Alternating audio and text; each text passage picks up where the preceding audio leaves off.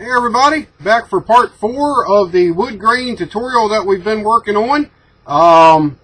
In between here I went ahead and put a clear flat finish over top of this, and to show you what I used, it's actually flow quill, and it is their flat finish. Put a little bit in the airbrush and sprayed this panel down, and now what we have is our wood grain all sealed in.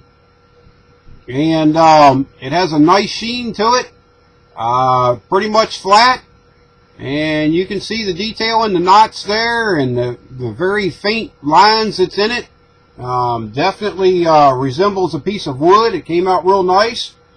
There's a couple different sheens that you can use on this. You can do a flat, you can do a semi-gloss, or you could actually do a gloss clear over top of this. I've done all those, and depending on, what finish you're looking for, if you're looking for a highly polished polyurethane finish, then you would go with the gloss, maybe 2 or 3 coats of it. You can also use future floor wax over top of this. You can brush it on or spray it out with an airbrush. So at this point in time, it's a matter of, whatever sheen you're looking for, that will finish up your project. Now, another thing is that I didn't touch on yet is if any of you guys want to do this like in cabinets or whatever where you don't have the lines in it, it's basically the same procedure. You would go ahead and, scratch build your cabinet, assemble it, have all your body work and all your edges and everything done on it, and then you would start laying down your base coat, go back in and put your dots and stuff in of your random colors, and go back in and address your knots or anything like that with the pencil, and then you just spray your tint coat over it, and your flat coat or your semi-gloss or your gloss coat over top of that, and you're good to go. Whenever I'm doing a floor or anything like that, like simulating a floor in a condo sleeper, I will actually do a section bigger than what I'm going to use.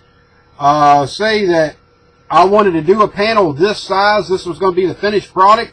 I would pretty much probably spray like this section of this panel right here, and then I would cut this back out of it and put all my ins and outs or whatever I had, notches or whatever I needed. That just kind of gives you a little bit more of a random appearance when you're done. It tends to, if you cut a piece out this size, you tend to be wanting to do a pattern in it. And if you do it on a piece like this where it's not cut out and you have no borders, you can keep it more random. So, whichever way works for you. Like I say, it's a very easy technique to learn. Not very hard. The other thing I need to address is this is not a spray can technique. You cannot do this with a spray can. The little bit of paint that's required to do this, a spray can is not going to create that for you. So this must have an airbrush to do.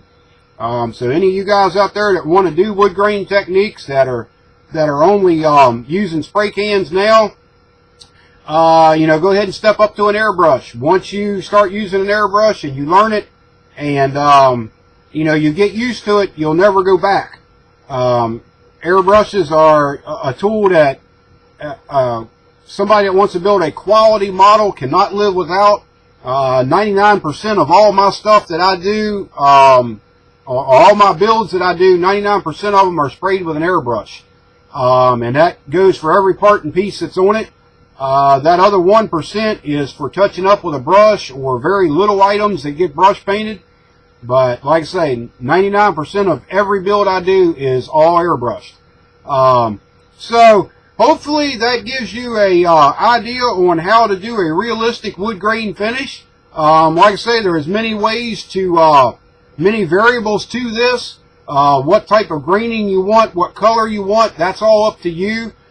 This kind of points you in the right direction as far as the techniques that I use to do it. So, like I say, if you have any questions or concerns, just leave me a comment on one of the videos, and I'll be more than glad to, answer your question or help you out with any problems you may be having with this technique. So, like always, I thank you for watching, and stay tuned for some more tutorials coming up, and we'll talk to you later. Bye-bye.